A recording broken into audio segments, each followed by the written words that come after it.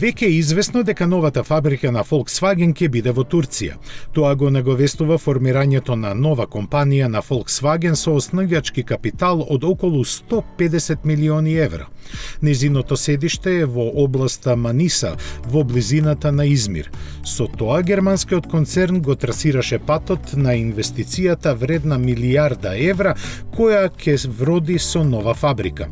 Според достапните информации, во неа треба да се произведуваат Passat и Superb од новите генерации со цел ослободување на капацитетите во Емден и Квасини за другите проекти. Турските државни органи известуваат дека Volkswagen веќе има уплатено четвртина од основачкиот капитал на новоформираната компанија. Остатокот ќе биде уплатен во наредните 2 години. Како нејзина дејност се наведени конструирање, производство и монтажа на автомобили, камиони и други возила.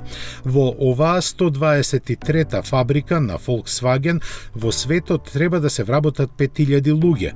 Таа ќе има капацитет за 300.000 возила годишно, главно наменети за пазарите од Блискиот Исток и Русија. Volkswagen интензивно истражуваше повеќе локации за изградба на нова фабрика во Источна Европа.